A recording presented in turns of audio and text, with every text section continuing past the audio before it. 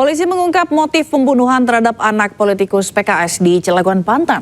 Pelaku awalnya hendak mencuri berangkas di rumah korban, namun terpergok anak korban.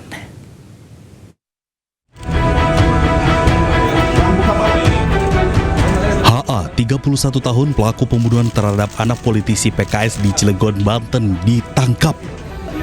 Pelaku nekat membunuh korban karena korban melihat pelaku hendak merampok di rumahnya. Mulut korban sempat ditutup dengan lakban, namun korban melawan hingga akhirnya korban ditusuk hingga tewas.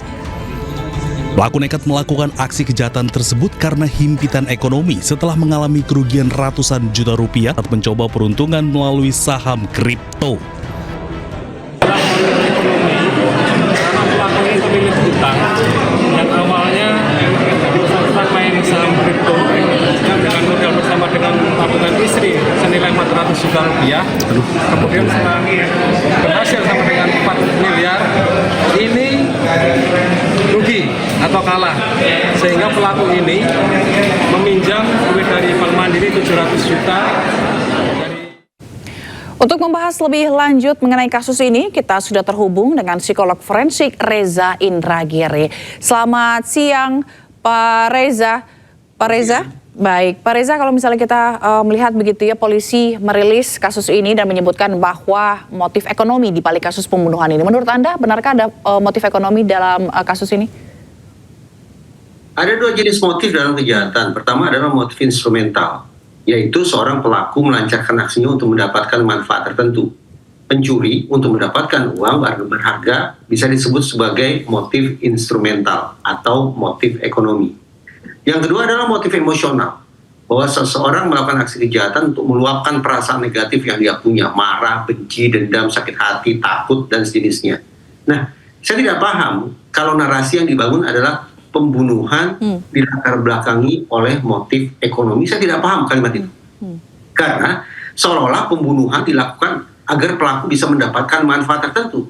Manfaat apa yang dia dapat? Nah, dari kronologi disampaikan oleh pihak kepolisian, tampaknya perlu diluruskan bahwa pembunuhan itu dilatar belakangi oleh kepanikan, ketakutan, kekagetan karena korban melakukan serangan balik. Berarti lebih mendekati pada pembunuhan dilatar belakangi oleh motif emosional, bukan motif ekonomi atau motif instrumental.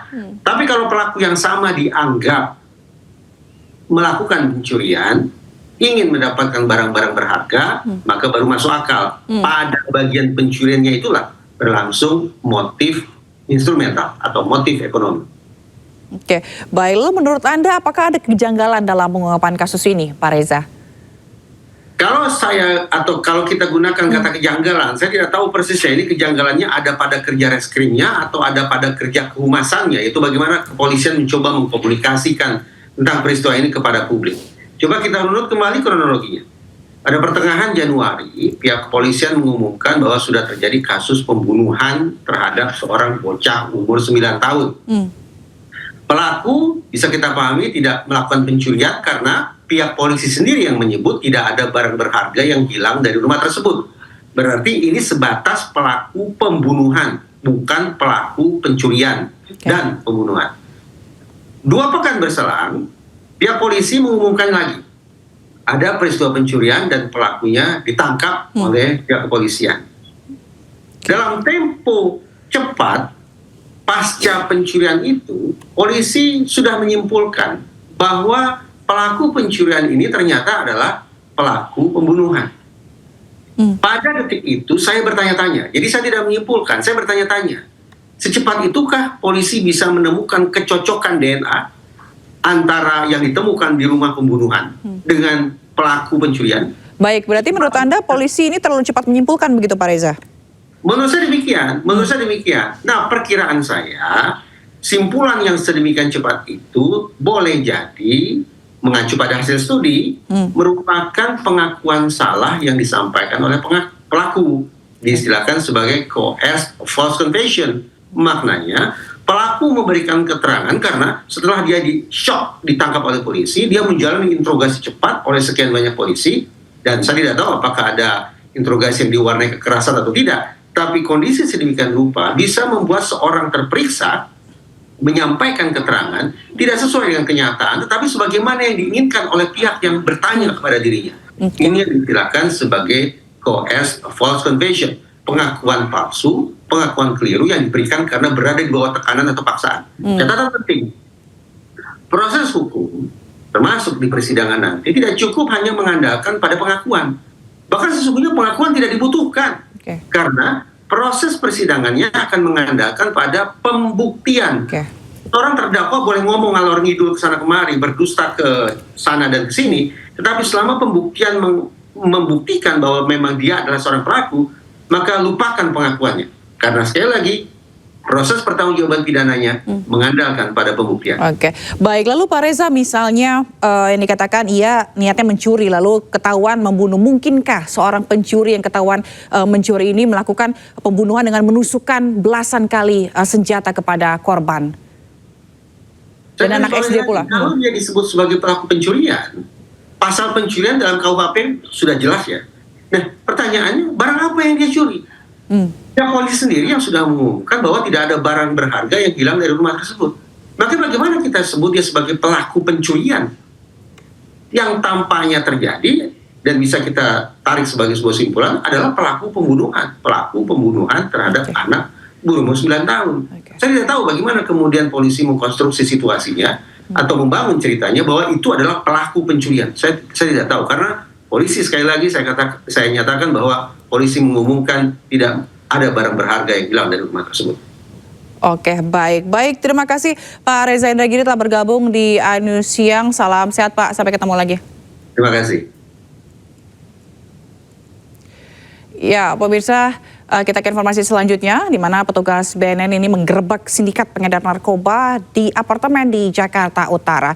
Pelaku meracik dan membuat produk narkotika di kamar apartemen. Dan berikut laporan Amrina Rida dari lokasi penggerebekan. Ya, pemirsa, Badan Narkotika Nasional kembali berhasil dan juga sukses mengungkap adanya sindikat pengedaran narkoba yang mana telah ada 4 orang pelaku yang diamankan pada 26 Desember 2025. Dan 4 orang pelaku tersebut tidak hanya mengedarkan, namun juga meracik dan juga merakit adanya narkoba yang dikamuflaskan dalam bentuk liquid vape dan juga minuman berasa. Nah, saat ini kami berada di salah satu unit apartemen di Jakarta Utara, yang mana menjadi salah satu tempat untuk meracik adanya narkotika tersebut. Ini adalah beberapa barang-barang bukti yang berhasil diungkap dan juga diamankan oleh Badan Narkotika Nasional. Dan pemirsa, untuk mengetahui detail berkaitan dengan kronologi dari penangkapan dari 4 orang pelaku, sudah bersama kami saat ini adalah Pelaksana Tugas Deputi Pemberantasan BNN Republik Indonesia, Bapak Budi Wibowo. Selamat siang, Pak. Selamat siang. Berapa pieces cartridge dan juga liquid vape yang siap edar yang ditemukan di sini, Pak? Ya, saat ini menurut penghitungan kami kurang lebih sekitar 80 cartridge yang siap edar, termasuk ada beberapa belas happy water yang sudah siap edar juga. Pak, mungkin untuk keempat pelaku ini tadi informasinya 2 adalah WNA. Bukan. Jadi 4 pelaku yang berhasil kami amankan itu adalah 4-4-nya warga negara Indonesia. Sementara ada beberapa warga negara asing yang kita coba untuk dapatkan dari. Ya, pemirsa, tadi adalah sedikit penjelasan dari Bapak Budi Wibowo yang merupakan PLT Deputi Pemberantasan BNN RI, dan diketahui bahwa untuk produk narkoba yang diracik di sini dijual per piecesnya di angka sekitar 2 juta rupiah, dan untuk sindikat ini sudah melangsungkan aksi ini kurang lebih adalah 3 bulan. Tentunya kita tadi sudah mendengar juga bahwa keempat pelaku telah ditahan dan juga telah ditetapkan tersangka untuk nantinya dilakukan pendalaman. Dari Jakarta, Amrina Rida Sutrisno, iNews melaporkan. Ugal-ugalan mobil yang dikemudikan wanita dikejar warga di kawasan wisata di Pangandaran, Jawa Barat. Mobil akhirnya berhenti setelah diadang polisi. Aduh, kabur lagi ya. Kabur lagi, gebukan ini kan. Warga berupaya menghentikan sebuah mobil yang diduga ugal-ugalan dan tidak melakukan pembayaran di sejumlah tempat di kawasan wisata Pantai Pangandaran. Awas!